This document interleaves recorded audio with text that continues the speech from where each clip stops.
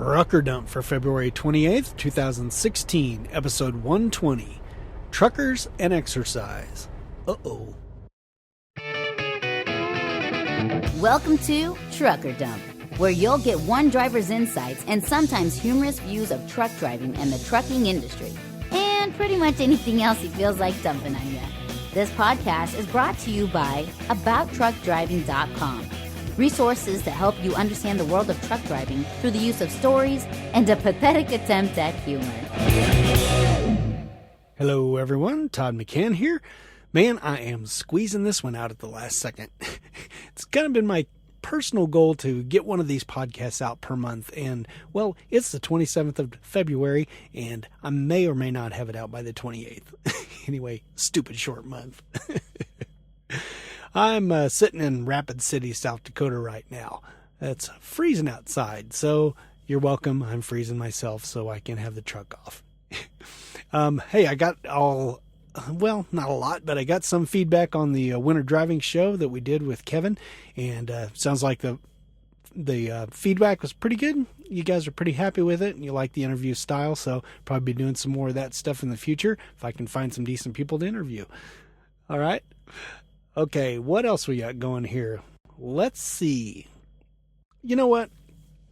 I got pissed off yesterday. I'm usually a pretty calm driver. I'm usually a pretty calm guy in general, but I don't know, something about this just kind of chapped me off. Here I was at the Big Springs, Nebraska pilot the other day. No, wait, is it a Flying J now? No, crap, I never can remember. Anyway, it's one of those. I think it's a Flying J. Anywho, I'm sitting there, I got done fueling, and, on a side note, by the way, Pilot is still doing their program that if you fuel, starting the fuel pumps with your fuel, not the fuel card, but with the app. Good God, what am I trying to say?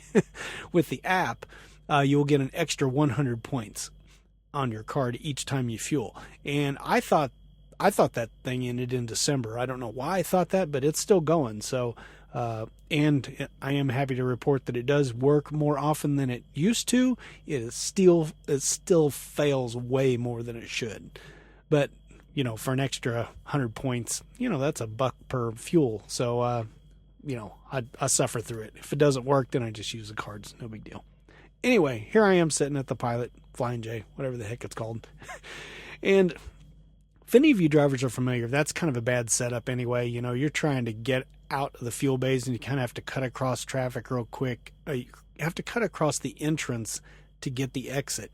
And if a backup if there's a bunch of trucks coming in at the same time trying to get into the truck stop that you're trying to get out, it is a major pain in the butt. You can sit there forever. And, they got quite a few fuel bays too. So, if you get 2 or 3 trucks trying to get across there, it's even more of a pain. Well, thankfully, I was the only one. But unfortunately, another guy came in just about the time I was trying to leave, and he was he was fine out on the road. As soon as he turned into the parking lot, he started creeping so slow. And I know everybody says that you should go slow in a truck stop. Hey, I'm all for that. These guys that speed go 30 mile an hour through a truck stop, that's just dangerous. But there is a limit here, folks. This guy was literally doing less than 5 mile an hour. And he had 7 or 8 trucks backed up behind him. He was all the way, he went that same speed all the way back to the fuel, or past the fuel bay areas, all the way back to the parking area. And all these 7 trucks are still following him. And I couldn't get across. I could not believe how slow he was going. So, guys, gals, you're driving a truck in a truck stop parking lot, go slow, but have some common sense. Nobody needs to go that slow. If Flash himself had come out from in front of him, he still wouldn't have had to hit the brakes. It's ridiculous. Anyway, that's just my little pet peeve for the day. You know what else is a pet peeve, though? Paying for hosting. Oh, good God. I usually pay every 3 years, so it's a pretty good chunk of money when I do it. And I have to renew 2 domain names every year, different times of the year. I have abouttruckdriving.com, and I also got truckerdump.com in case people get confused, so both of them go to the same place. Well, one of those domains came due yesterday. That was the $15 for that every year. So $15 per domain. And then, like I said, that's a pretty big chunk of change for my hosting for 3 years. All this to say, hey, I got a donation button on the side of my website. It's in the sidebar. Feel free to give whatever you want.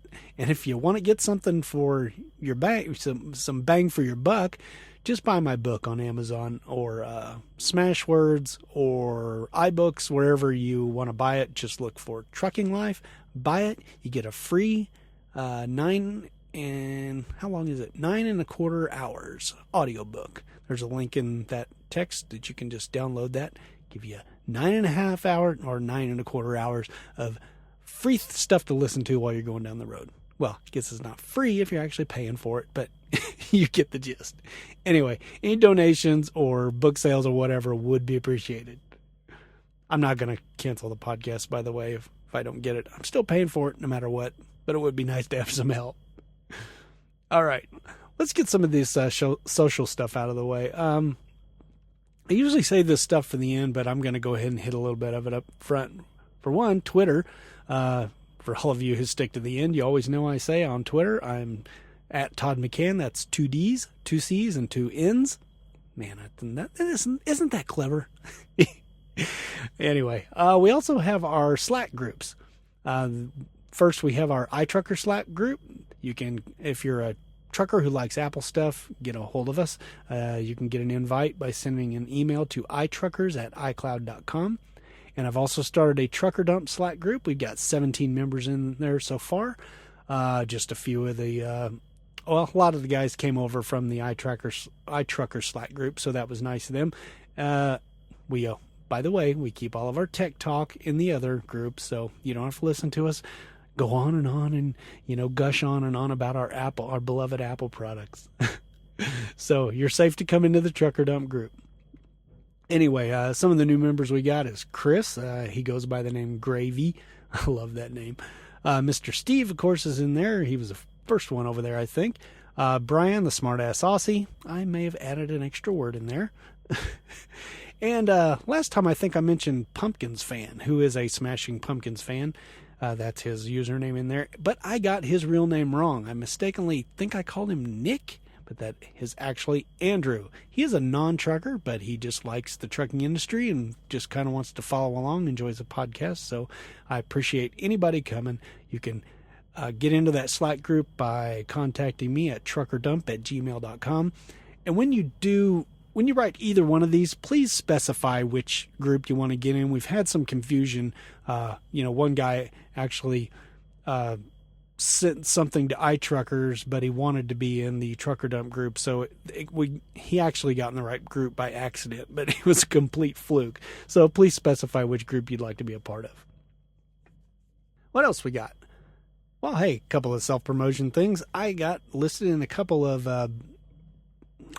articles that were, kind of a listen to Trucker Dump podcast. It's really cool. First was from alltruckjobs.com. They had an article called Trucking Podcasts Better Than Radio, which it is. There's a link in the show notes to that article. And alltrucks.com is one of those recruiting websites where you can go and put your name in, put all your information in, and they'll have hundreds of jobs that you can apply for.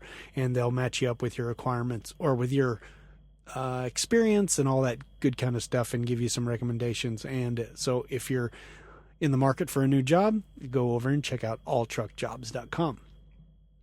And this next one is from a website called Cabbage, spelled with a, just like normal, only spelled with a K.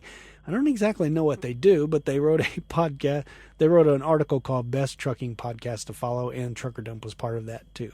So I appreciate both of these people or groups, whatever they are, mentioning the Trucker Dump. And that just means you should listen. Wait. You are listening already. Okay, never mind. That should mean all your friends should listen, so go tell them. All right. Next up, let's see. I added a new little thing to one of my blog posts, just kind of helpful. I wrote a blog post a while back about APU exemptions and weight exemptions. That's auxiliary power unit for, well, any trucker knows that. But anyway, in that article, I just put a link to the Department of Energy website and said go over there and check what the exemptions are by state. But trackyourtruck.com actually made up a little list of these, and it's kind of a nice little list. So they offered it to me, so I put it into that post. So if you're interested in that, just type APU into the search box at abouttruckdriving.com, and there it will be. You know, I'm going to try something new here.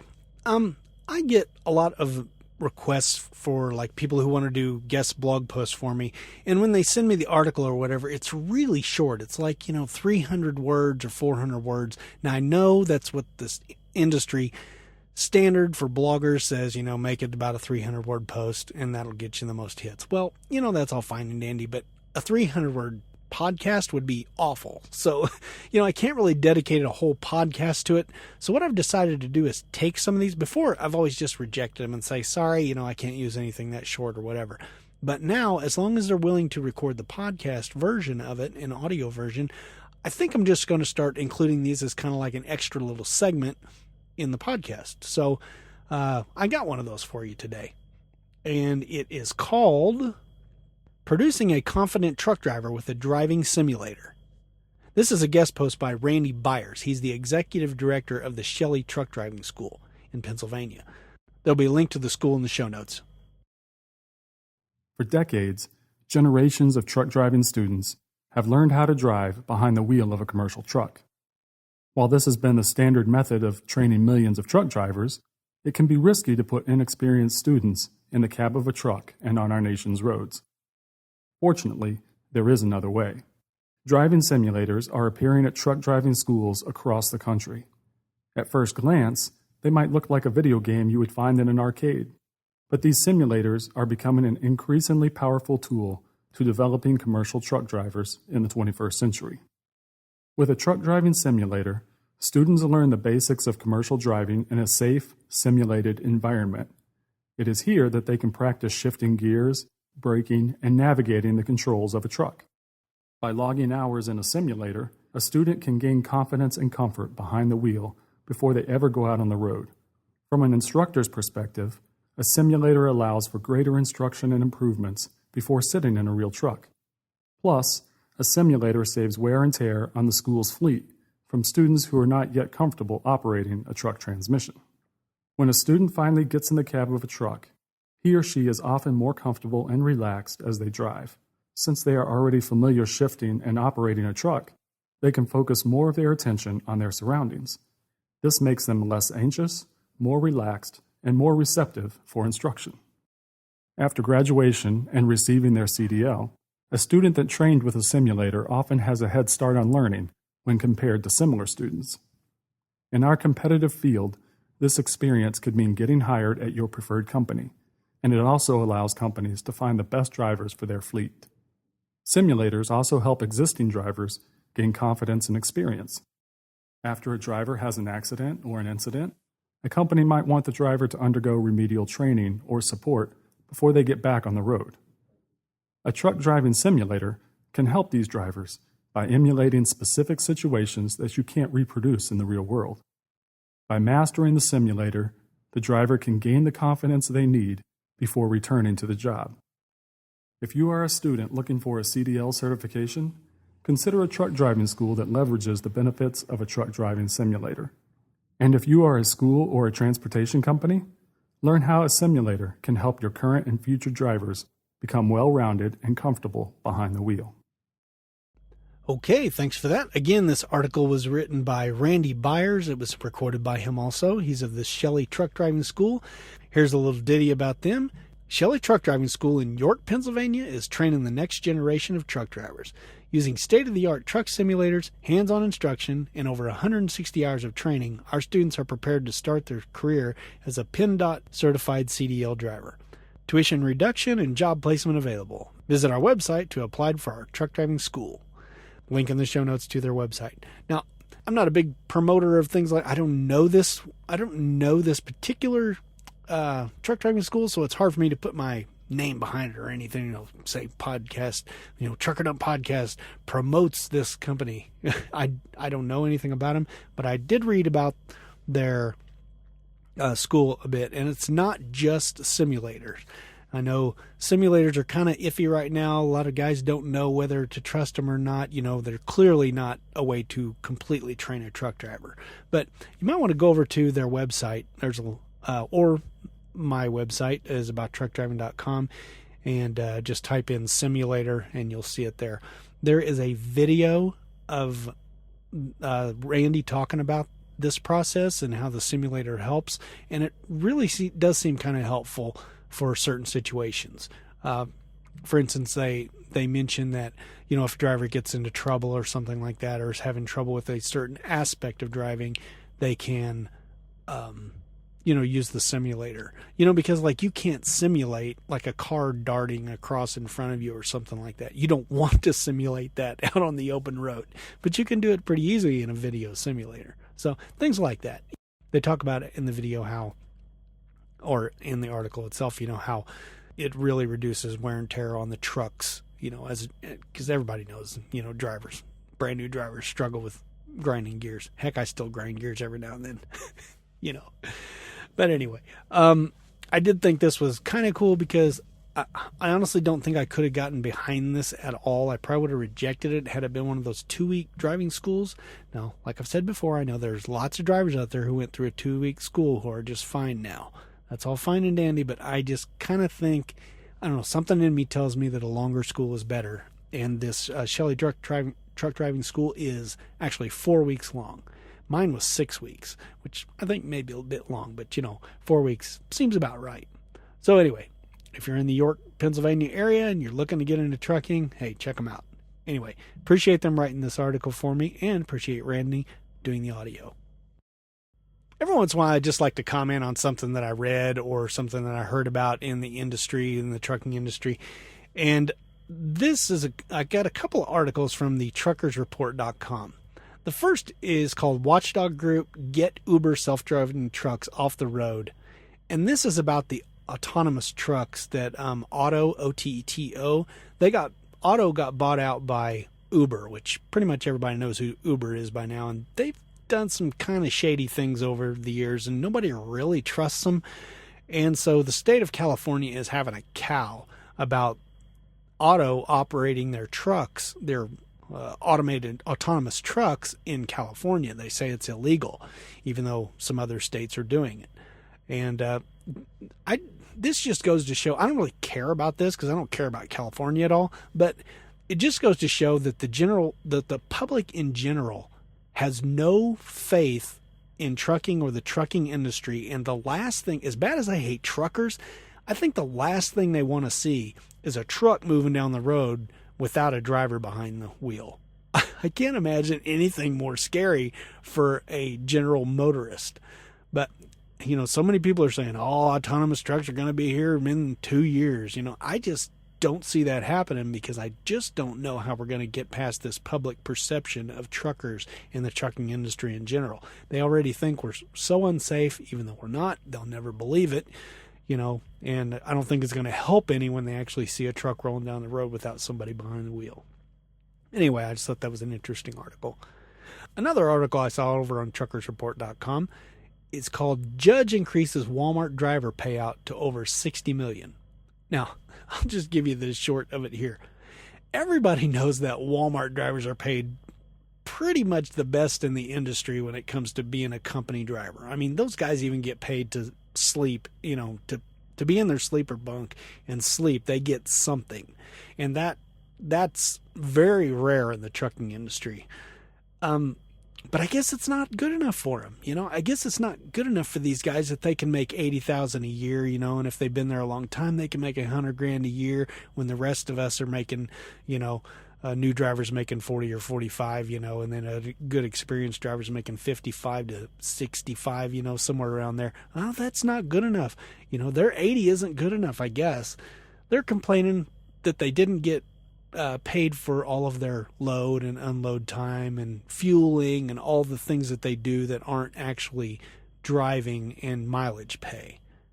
Now I agree with them. I think we should be paid for all that stuff.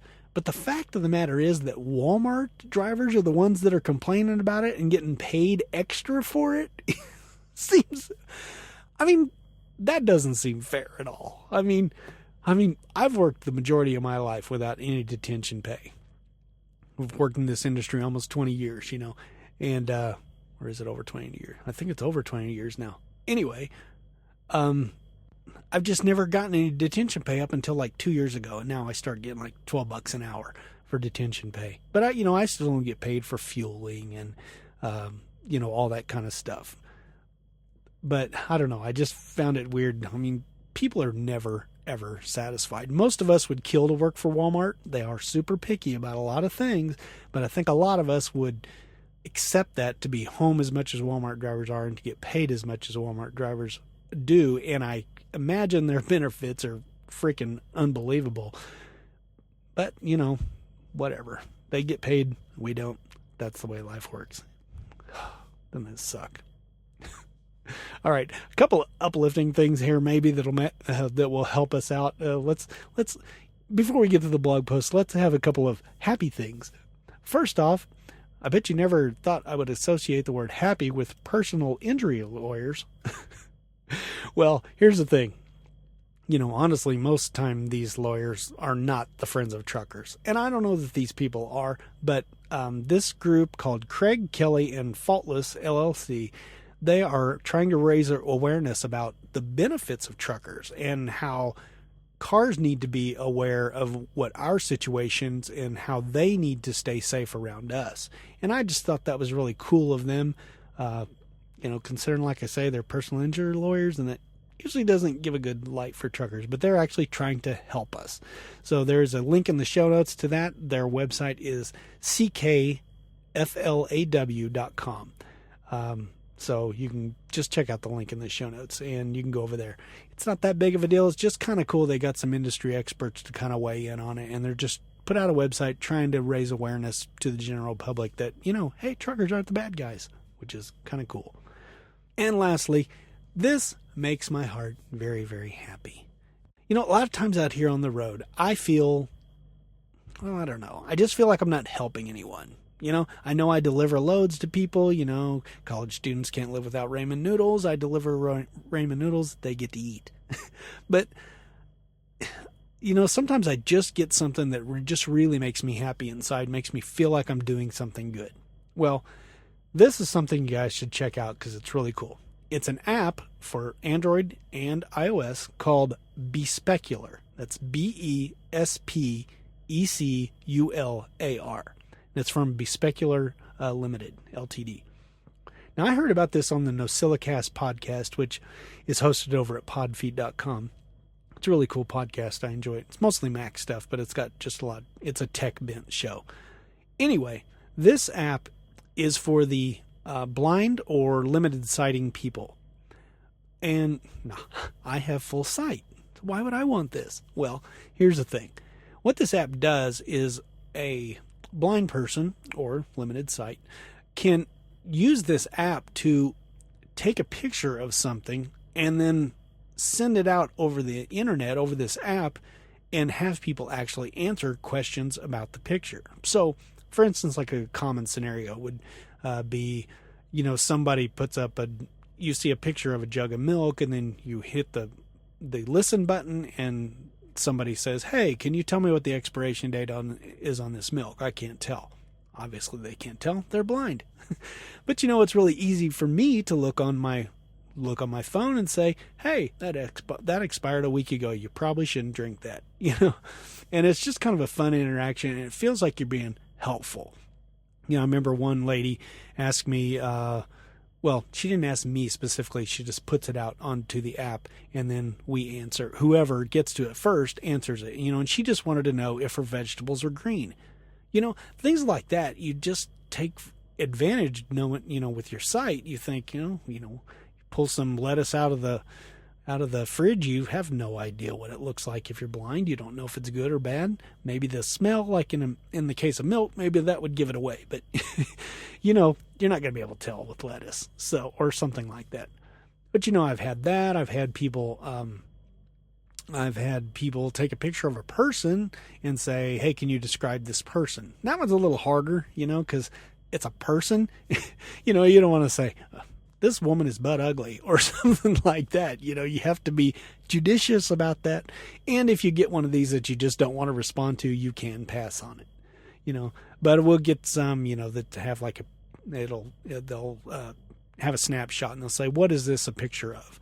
Or something like that. It's just a really neat idea. And, I signed up because I thought, hey, there may be some blind person that's up in the middle of the night, and they need some help with something, to see something, and I can lend them my eyes, and I'm up at weird hours a lot of times, so I thought I would do it, and I have just got a lot of satisfaction out of it. So it would be great if all you people would download Be Specular.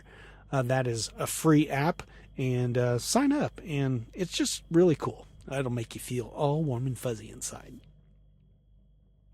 All right, before we get on to the post, I have a couple of, we're going to have some feedback later, even though basically this whole podcast is feedback. But anyway, we got some feedback from Krys later on, and Scoobie pointed us to something, and Zachary has a question. So we'll get to those in a little bit. Right now, we're going to get on with, I'll just let the post explain it. I bring you Truckers and Exercise. Truckers and exercise. Talk about two words that sound weird together. Now, I think maybe the words chicken and Q-tip might have more in common. Heck, I'm guessing I've already lost half your readers simply by uttering those two words in the same sentence, which is really sad, because if there's a group of people who need exercise more than truckers, I can't think of who it is. Ah, crap. I just said those two words together again. Hey, come back!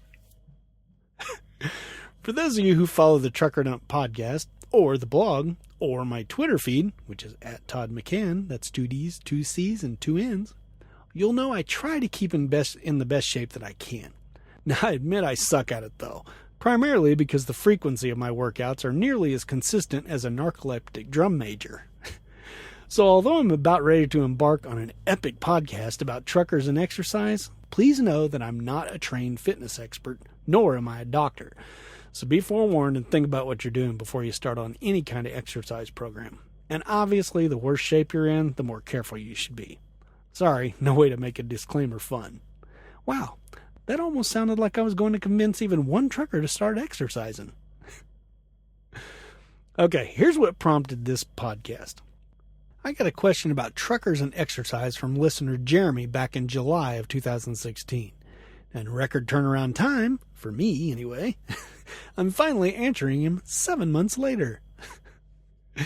Anyway, Jeremy writes, "Hello, Todd. I just started watching your podcast." Watching my podcast? Listening? I assume that's what he meant. Anyway, and I purchased your Kindle book as I am seriously contemplating being a truck driver. That Kindle book is Trucking Life. Link in the show notes, obviously. He says, "I'd love to hear you address or maybe even dedicate an entire podcast to the subject of health and fitness vis-a-vis over-the-road truckers. As you probably are well aware of, finding the time and the initiative to exercise on the road can be difficult. I watched a short video where you demonstrate a dumbbell workout in the confines of a tractor cab." Yep, there's a link to that in the show notes too. He goes on, "I have a ton of questions and I don't want to go overboard. Anyway, I think a podcast about being a trucker and staying healthy would interest quite a few people out there. I heard one of the big reasons the trucking industry has such a high turnover rate is not just because of the lack of home time, but also because people are concerned about their health and what's to become of them health-wise over their trucking career. And by the way, thank you for the books and the podcasts. I'm very serious about learning everything about trucking I can, especially over the road, because when I get out there, I want to come into it knowing things most only find out, perhaps painfully, after trial and error." Well, that's the truth. That's not my style. I'm doing my due diligence, and I know by doing so, it will pay off and help me represent the industry better and make the money my hard work and dedication will deserve. Man, Jeremy, do we need drivers like you out here? He goes on. Anyway, one of the huge question marks remaining for me is how. How do I run hard in terms of over the road and maintain my physique and health at the same time? Time's limited, and everyone knows, or most people anyway, that over the road isn't a 40-hour work week kind of job, more like an 80 or 90-hour work week job if you want to make good money. So again, how does an intelligent, hardworking guy or gal find the time and opportunity to make that happen? I'll keep up with your podcast. Voices like yours are important for those searching for answers. Take care, be safe, and stay healthy. Okay, well, Jeremy, first off, I'm not sure that I'm an intelligent guy, so I'm not really sure if I can answer that question. Anyway, I asked him to write back with a list of his questions, and boy, did he ever. So that is what this whole podcast is about. I'm basically going to read a question that he had and answer it as best as I can. Granted, it's been 7 months, so Jeremy already may be a trucker, but, hey, for anyone else out here, who's thinking about getting into the industry, maybe it will help them in the future. So anyway, let's get on with it. He says, my first question is, when is the best time or times for an over-the-road driver to exercise? Obviously, anytime you're at a truck stop with showers available would be ideal. In your experience, is waking up early before you trip plan and do your pre-trips a good time to exercise, or is nighttime before you bed down best? Well, Jeremy, the best time for an over-the-road trucker to work out is whenever he can fit it in. Now, I realize that sounds like a total cop-out, but it's true. It largely depends on your schedule for that day, where you're at, and what type of workout you're trying to do. For instance, I find my best energy, and therefore my best workouts, to happen in the middle of the day. Now, I am a morning person, but I somehow never feel like crawling out of bed and immediately working myself into a lather. However, at the end of my 11-hour driving shift, I usually don't have the motivation to do anything more than toss a TV dinner in the microwave and watch an episode of Criminal Minds before showering and hitting the sack. That is why ideally I can work out sometime in the middle of the day. Problem with that is there's this little thing called the 14-hour workday. Basically, once we truckers start our day, we cannot drive after 14 hours. So for example, if I started my day at 6 a.m., I can't drive again after 8 p.m. Now, doing some simple math, I can legally drive 11 hours, so that leaves 3 hours to work out, right? Well, maybe. That depends on a lot of factors. Okay, the first 15 minutes of your extra 3 hours is taken by your pre-trip inspection. Now, if you have to fuel that day, there goes another 10 to 30 minutes. It's usually 15 minutes, but that depends on the fuel base. Next, most carriers make you log at least 15 minutes at both sides of your delivery. So if you're picking up a load and delivering the same day, there goes another 30 minutes. Now you're down to 2 hours. But wait, you still have to take a 30-minute break after 8 hours of driving. So now you're down to 1.5 hours. Now that's still plenty of time, right? But where your day can really be sabotaged is at those shippers and receivers. Not only do you lose 30 minutes of log time, but it also rarely takes 15 minutes to load or unload. At best, it's 30 minutes to an hour per stop. At worst, it's 4 hours, although any driver will tell you their horror story of 12-hour unload times. Been there, done that. And heaven forbid you have any extra stops in between your shipper and your receiver. So now you have to choose. Work out in the middle of the day and lose money because you're eating into your driving hours, or skip the workout to maximize your next paycheck. Guess which usually wins out for this cheapskate? Now, I guess the best thing for your wallet is just to do your workout before or after your driving shift. After all, you've got 10 hours of downtime to kill. Now, if you're a morning person, it might be best to wake up an hour early and get at it. But maybe you didn't sleep well the night before because of the barking dog in the truck on your left and or the reefer revving away on your right. Now, if you've got the energy to work out after a long day of driving, then more power to you. If I can't manage one in the middle of my workday, I always have good intentions to do it afterwards. I convince myself to do it about half the time. The rest of the time, Marie Callender's chicken pot pie and my pillow wins out.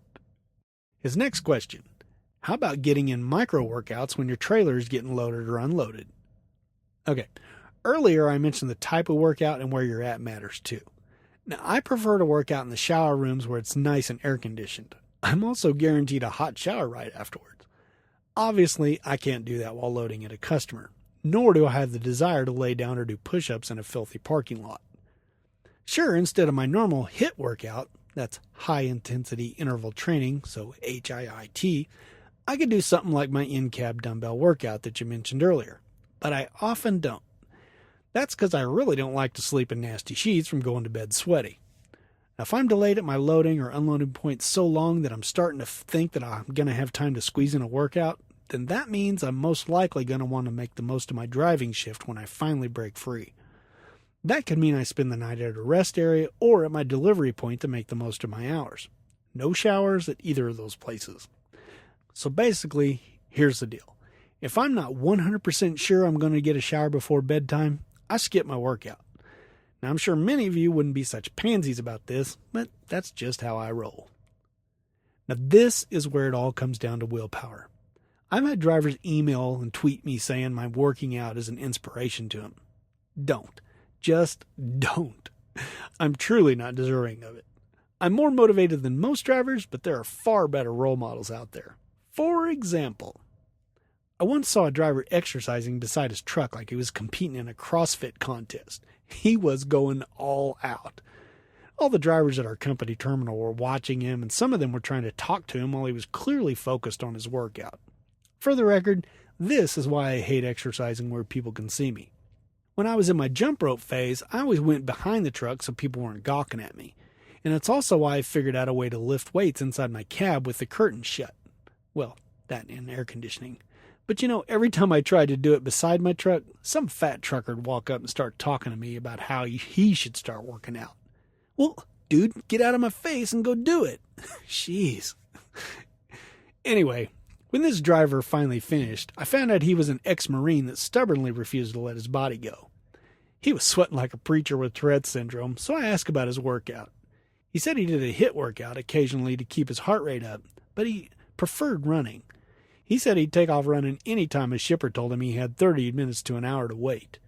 I commented on his sweating and asked what he did about his shower if he got stuck at his shipper.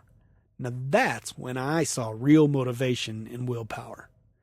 This dude kept 10 gallons of water in his floorboards and would pour them over his head for a makeshift shower if he wasn't going to make it to a real one. Seriously, right there at the shipper in front of everyone. Now, obviously, he still had clothes on, but still. Talk about dedication.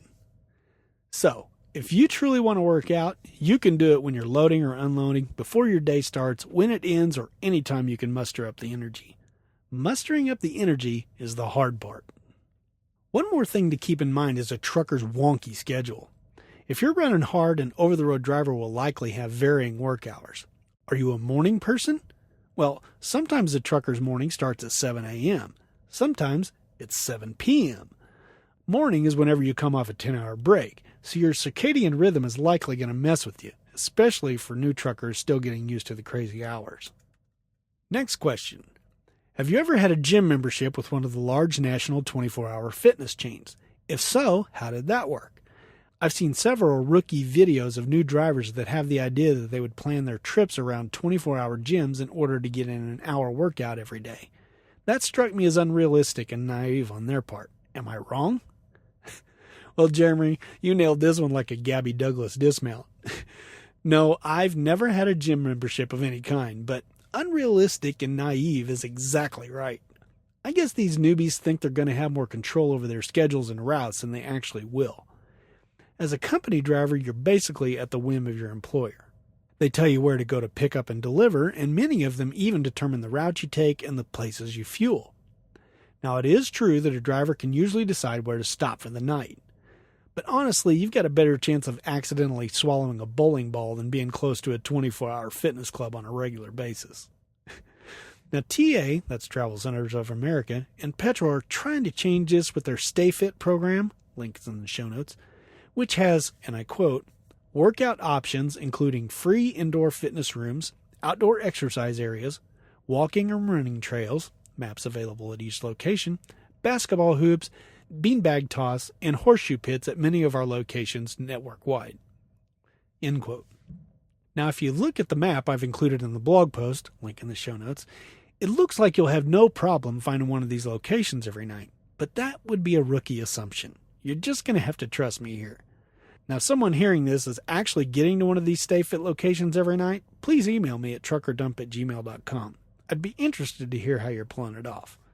But for the sake of argument, let's say you can stop within 5 miles of a nationally recognized fitness club every day. That brings us to your next question. What about parking? Big rigs are notoriously hard to find parking for, and I would be concerned about theft while I was in the gym. So, what if anything could be done to mitigate that possibility if you did decide to visit a gym for an hour-long workout? Okay. Well, Jeremy, don't worry about theft. I'm sure stuff gets stolen out of the trucks all the time, but you rarely hear anything about it. Now, if I'm worried about leaving my tractor in a busy parking lot, I simply close all the curtains to make it appear that I might be inside. But seriously, don't worry about this, because you got a better chance of being stalked by Reese Witherspoon than finding parking for a big truck at most of these gyms. Ah, but what about a bobtail, you say? That's a truck without a trailer for you non-truckers. Next question. What about the DOT personal conveyance regulations that state a commercial driver can only drive bobtail and be off-duty in driver status? How often is an over-the-road driver going to find him or herself without a trailer, empty or otherwise? Well, I can see you've been doing your research, Jeremy. Yes, there is something called personal conveyance that allows a trucker to drive while being in the off-duty status. You don't have to be bobtailing to do it, though. The problem with personal conveyance, or PC, is that each company sets their own rules. Unsurprisingly, my company has the strictest guidelines on PC time of any I've seen. It's so restrictive, in fact, that it's nigh impossible to use it. For instance, I can't use PC when I'm under a loaded trailer. So no dropping a loaded trailer at the truck stop and bobtailing down to the gym. I'm also not allowed to use it if I'm out of driving hours, even though I will officially be off duty at the time. Now that last one's a bit confusing, so as an example, let's say I pull into a truck stop a few miles away from a fitness club with only a few minutes left on my electronic logs. I can't legally use PC time to drive anywhere. I have even crazier rules that I'll spare you from, but these are the two that would keep me from bobtailing to the gym. By the way, if you think you'll just find a company that still uses paper logbooks, well, that may work for a while, but eventually all trucking companies will be running e-logs, so you may as well not plan on that for a long-term solution. Now, are all companies as anal as mine when it comes to personal conveyance? According to the drivers I've talked to, no. The thing is, if you have even the slightest hope of using PC time to drive to a Gold's Gym, you'd better know every detail of a carrier's PC rules before you commit to drive for them. Now, you also ask how often a driver is without a trailer. Not often. If I had to guess, I'd say I'm bobtailing less than 1% of the time. A company isn't making any money if you aren't pulling a load. And even if your company allowed PC driving while under a dispatch, they'd likely frown on you for leaving a loaded trailer alone in a truck stop parking lot. Not to mention, the truck stops don't usually care for it much either. Next question. A question about space. I suspect the space both vertically and horizontally is limited inside the cab of most tractor cabs. Are bodyweight exercises like crunches and push-ups an impossibility? How about the use of smaller barbells like an easy bar? Would they be out of the question? Well, if you want to have a decent workout inside your truck, you must drive a mid-roof or condo semi. Anything shorter than a mid-roof means you can't stand up. And as you saw in my dumbbell video, link in the show notes, any exercise where you have to lift the weights over your head have to be done sitting down if you're in a mid-roof tractor. You also need at least a 60-inch sleeper cab to pull off the exercises in my video. Now that's pretty standard among the industry, so no big deal there. Now, if you aren't seriously overweight, crunches and push-ups are totally possible inside a cab. Even if you are pushing maximum poundage, you can still do these exercises on the bed. Obviously, they won't be as effective on a soft surface like that, but any exercise is better than none, right? If you're a normal-sized guy, along with my dumbbell video, I also have a companion video explaining how I do crunches, push-ups, planks, and more inside the cab of a truck. Link in the show notes to that video too. Now, as for an easy bar, in case you guys don't know, that's one of those really short barbells with the curve in it that are mainly used for curls. Now, you could probably make an easy bar work, but I think you'd be better off sticking with a set of dumbbells. Even an enormous set of adjustable dumbbells like the Bowflex Select Tech would work better than the shortest barbell. Next question.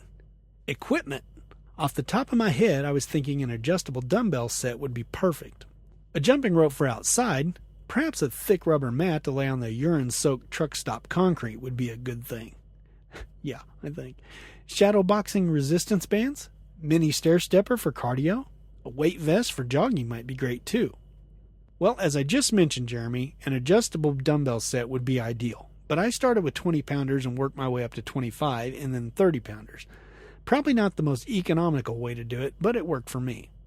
I only keep one set of dumbbells in my truck at a time. If you get too many different sets of weights in there, you're just going to add a bunch of extra weight, which is not good when you're carrying a heavy load. All the exercises shown in my dumbbell video are done without switching weights between exercises. Okay, a jump rope will wear you out faster than a rabbit humps, and it takes up very little space, as does a humping rabbit, I would guess. Same for resistance bands. Unlike dumbbells, you can actually use resistance bands in a limited way as you're driving down the road. They also easily fit inside a bag if you're planning on working out in a shower room. Now let me take a second here to explain myself. I've mentioned twice now that I prefer to work out in the shower rooms. I'm sure there are some pissed off truckers right now, seeing as there can sometimes be a shower wait. I have one rule here that I believe everyone should abide by. I skip my workout if there's a shower wait. Now I try to live my life by the golden rule, and I know I'd be pretty cheesed if some guy's exercise time was holding me up. Time is money after all. As for the mini stair stepper, well, it looks like a perfect device for a truck. Although you might want to leave the curtains open in your truck. Otherwise, everyone who walks by is going to think you and your lady are doing your own rabbit humping. Seriously, that rhythmic stepping will have every trucker in the lot giggling like a schoolgirl. We've all seen it. The real thing, I think. Anyway, the weight vest I'll leave to you. My worst fitness level is endurance. I can manage to jog from the far end of a parking lot to the front door of the truck stop without passing out, but just barely. Yeah, I know that's pathetic. That's why I've switched from weightlifting to HIIT workouts. Doesn't matter how good your big muscles look if you're laying in a coffin from a heart attack. And your last question, would a company driver have to remove all his stuff whenever he or she is away for home time? Or would it be okay to leave your stuff on the truck? Well, this all depends on your company. Most over-the-road drivers take their trucks home nowadays. Therefore, you can leave anything you want in your cab while you're at home. I unload most things of value like my computer bag, my TV, my cooler, and my freezer, but I leave stuff like dumbbells, my jump rope, microwave, and my El Cheapo piece of crap CB. Heck, I'm kind of hoping someone will steal that hunk of junk. Now, if your company requires you to leave your truck at your nearest terminal, then you need to ask them if you need to clean it out. Some only want you to park it there to ensure the truck is safe while you're at home. Others will want to put another driver into it while you're gone. In that case, you may or may not get the same truck when you come back to work. By and large, this slip seating is reserved more for local and regional drivers. You sounded like you were more interested in over the road. Well, that answers all of Jeremy's questions and hopefully some of you guys out there listening. I was planning on running you through some good workouts for truckers, but I think I'll have to save that for the next post. After all, in today's age where we all have the collective attention span of a cucumber, I figured a 3,400-word blog post was pushing it harder than salt and pepper. Push it real good. Dun, doo, doo, doo, doo, doo, doo, doo, doo, doo, doo, doo, doo.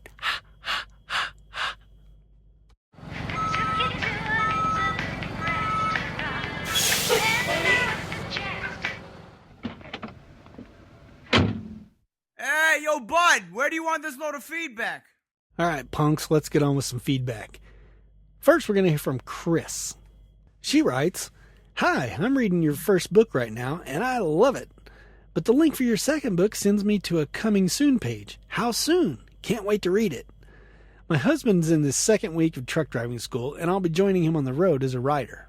I'm hoping to take my classes next spring, but we're going to save up for it first. He's Choctaw, so the tribe pays for his, the lucky dog. Anyway, thanks so much for writing the first book. You've got tons of great advice and a hilarious writing voice. I'm on chapter 9, and I just started reading it yesterday." Dang, Krys, you're flat ripping through it. Anyway, thanks for buying it, and I'm glad you're getting some use out of it, and it's not boring you to the point of wanting to overdose on Ajax. As for the next book, probably going to be out in March. That's my guess. But since your freeloading student husband needs it ASAP, I've included a free copy of the rough draft. The book is complete as far as the writing, but you may see some formatting errors and some broken links to websites and stuff like that. I don't think the table of contents is up to date either, so ignore the page numbers. The questionnaire at the back should be complete, though. I only have the PDF version right now. I assume you'll have some way to read it. You're living on planet Earth, right? Anyway, I know the finished book will be better, but I guess this is better than nothing. And it's free, so it's not like you'll be asking for a refund or anything. If you feel like returning the favor, leaving a review of The Trucking Life over on Amazon would be great, even if you didn't buy it there. Or you could just take the gift and flip me the bird. Your choice. I'm good either way. She writes back and says, "Wow, you rock, Todd." Yes, I do. Rock and roll. She says, the freeloader will love it. I hope he gets some use out of it. Anyway, she says, "I finished your first book yesterday and loved it. 5-star review." There's my review. Your debt is paid off. She says, "Got any more ideas for future books? I'm in the transcription industry and I'm writing a book similar to what you did for the trucking industry, but for wannabe transcribers. I've written a couple of gaming books called Scrolls of Destiny and sold a few paperbacks and a few dozen PDFs, but I didn't know enough about marketing back then to get more sales. Hopefully my next venture will work out better. Well, now we'll have some more reading material for the next few days, and let me know when you publish so I can buy the edited copy." Well, okay, Krys, if you must buy the edited copy, okay. No, seriously, you don't have to. But you know what? I do have a couple more ideas for books, but if I told you, I'd have to kill you, obviously. But you know what? You didn't mention that you are a writer yourself. This looks like a great idea for a book. It's a niche market for sure, but anyone considering following your career path would be super interested in reading it. That's happening to me now. I figured I'd only have 20 book sales over my whole lifetime, and I broke that in the first month. Although it does seem to help that I've been blogging and podcasting since 2009. Anyway, I wish you the best of luck. My book took over 10 years to write and publish. With your flying digits as a transcriptionist, you ought to be able to whip out a book in the course of an afternoon. And as for the marketing aspect, well, I just suck at self-promotion. I don't know why. I'm as cocky as the day is long around the evil overlord and the nephews, but ask me to pat myself on the back to strangers and I turn into a blubbering idiot. Anyway, I've included a link to Krys's book in here. It's a gaming book, basically. It's kind of like the way I get it, I don't understand it, but it's kind of like a Dungeons and Dragons type thing. It's a role-playing game, and she wrote a book about it. So check it out. Links in the show notes. And hey, since I don't like to pat my own back when it comes to this stuff, I'm going to let Krys do it just a little bit longer. She wrote back one more time. I was asking about her trucking career and what her plans were, and she says, "We're planning on hitting the road with our daughter who's 13. Schaefer and Crete allow 2 passengers if you apply for an exemption, so they're our top choices." Man, I had no idea that a company would let you take 2 drivers at a time. I've never heard of that before, but, good on Crete and Schaefer. She goes on, "Both companies want him because he's top in his class and has an excellent driving history. The top in the class wasn't exactly difficult to achieve because, let's just say, the competition is not exactly a challenge." Oh. Casey, that's her husband, is the only one without a criminal record or driving offenses, and he's the only one who hasn't killed the tractor shifting yet. He's also the only one who passed all the permit tests the first time around. Kind of proud of the old man. Wow, you sound like the evil overlord, old man. Anyway, here's the back patting part.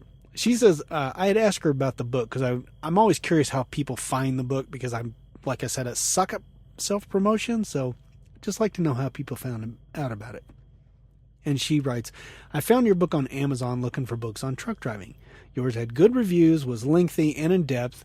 You didn't give it away, which I knew you took pride in your work, and the sample chapter was hilarious and informative. When I read you played classic rock back in the day, that's when I knew this was a book I needed to read.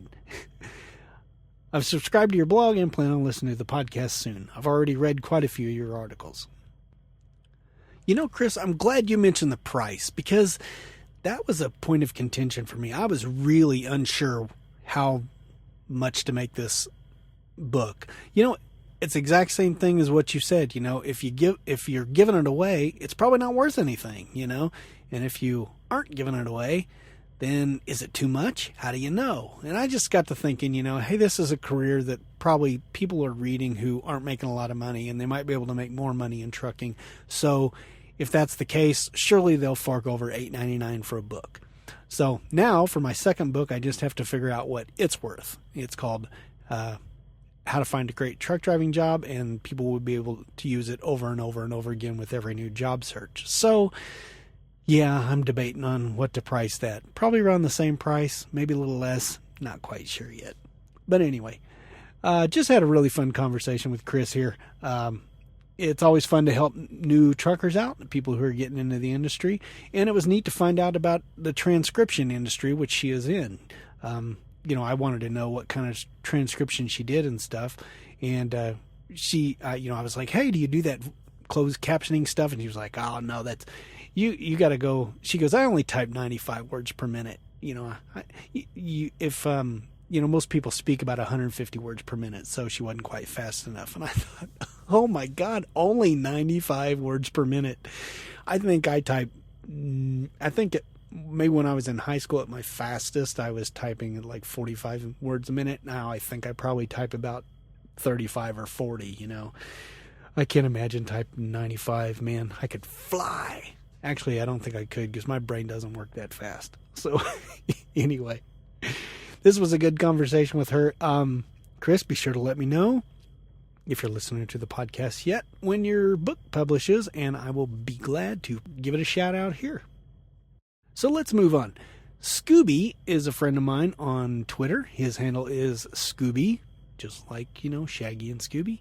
Scoobie KC2 KYB, that's his Twitter handle.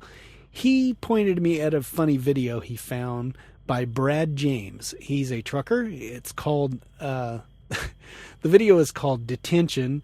You ordered it, you unload it. And it's to the tune of Sittin on the Dock of the Bay. And it's very clever. And he's just sitting in his truck singing it. And it's just really funny, and I got a kick out of it, and I was glad Scoobie pointed it to me. So go check that out, and all of you truckers will totally relate to everything he's saying. It's really good. Excellent job, Brad. And lastly, we got a shorty from Zachary. Obviously, I don't answer him shorty because I don't do anything shorty. Anyway, he writes, been a trucker for 6 years now. Been running paper logs, but now the company I just started working for gives me a choice to do paper or logs on my phone. I've been using Big Road app. I've heard of that, but I don't really know what it's about. So he goes on. So my question is, how long do I need to log pre-trip and post-trip? And do I have to log both? Well, Zachary. Okay, here's the long answer. As long as I've been in the industry, there's been a lot of debate over this. It's my understanding that there is no set time limit, believe it or not. Most people suggest 15 minutes because that's a minimum amount of time that it would take to actually do one. Now, I'm going to read you folks an answer here that I found on a forum from a Texas State Trooper. This is from Senior Trooper Monty Dial in Texas. And he writes, gets a little technical, but bear with me here because I just found this interesting. He writes, in part 396.11 is where you will find the requirements for the driver vehicle inspection report, or post-trip, which is required to be documented, completing the inspection report at the end of the day or trip. There are a minimum of 11 items that must be inspected on the truck, trailer, and semi-trailer. I always tell everyone that it should take them the same amount of time that it takes a DOT, a trooper, or inspector to do a DOT level 2 walk-around inspection. It would always take me about a minimum of 15 minutes to do a walk-around inspection, so that is what I always tell people that ask me this question. What you need to do is log the amount of time it takes you to do the walk-around inspection while checking the 11 items required. You need to log the time on line 4 and flag the remark section with the city and state of where the inspection was performed. As for the driver inspection found in part 396.13, pre-trip, all that is required is that the driver is satisfied that the vehicle is in safe operation and that the prior DVIR is reviewed to make sure any defects noted have been repaired before departing. If this takes less than 15 minutes, per the interpretation found in Part 395.8, Question 1, all you have to do is flag the city and state and show the amount of time it actually took to do the inspection. Okay, that was the end of that. Thank you for that trooper for putting that out on the forum. That was really cool of him to be actually on the forum answering questions. But you know what, Zachary? As far as having to do both a pre-trip and post-trip inspection, it's my understanding that you do need to do both, but that the post-trip should be the longer one and the pre-trip can just be flagged if it takes less than 15 minutes. Ultimately, though, here's the deal. You need to follow your company's guidelines. While it may not be an actual rule that you have to do both a pre-trip and a post-trip inspection, or that there's a 15-minute minimum, you'll need to do it anyway if your company requires it. Just call your safety department and ask them. Now, if they don't answer you in a way that, if they don't just flat out tell you 15 minutes, that'll be the first time I've ever worked for a company that doesn't. Most of them have some kind of a rule. They'll say 15 minutes for pre-trip and flag the end one or flag the post-trip, or vice versa. Just flag the pre-trip and do a walk around and do your big one at the end of post-trip. I don't honestly know. It's amazing to me that this is not more set in stone, but hey, this is the FMCSA we're dealing with, so we're not really shocked, are we? Anyway, Zachary, thanks for writing in. I hope this helps. I did write him back right away, so even though he wrote this in December of last year, I got back with him fairly quick, so I was pretty proud of myself. Good God, I'm just looking at this. I got back to him the next day. What's wrong with me? Wow. Anyway, okay. Thanks everybody again for writing in. I always appreciate it. Haven't gotten any audio comments in a while. I do have a couple, but I'm saving them for particular things, like particular blog posts that I'm working on, and that will be the what got me to write the blog post, kind of like this one. So send in some audio comments. You got some favorite trucking apps you like? Send in a little quick review of it, 3 minutes, something like that, a little audio comment. Appreciate it. Play it on the show. Get your name out there. You'll be a star, a superstar. Okay, not really. Anyway, okay, I guess we're done with this thing. Thanks for sticking around as always. Appreciate you guys. Music. I promise it won't be push it this time. Well, if you're still here after all that talk of exercise, thanks a bunch. If you have comments or suggestions for exercising on the road, please fire off an email to truckerdump@gmail.com or leave a comment on abouttruckdriving.com by searching for TD120. I can be reached on Twitter @Todd McCann, that's 2 D's, 2 C's, and 2 N's. But I honestly spend more time in the Trucker Dump Slack group nowadays, so please consider joining the fun over there. If you've got an extra second, please consider rating and reviewing the podcast wherever you get it, like Fast Dude 72 did in iTunes recently. And if you haven't gotten your free sample of Trucking Life yet, go wherever you get your ebooks or abouttruckdriving.com and give it a shot. As always, thanks for listening and subscribing. So until next time, drive safe, stay out of my way. Primarily because the frequency of my workouts are nearly as consistent as a narcoleptic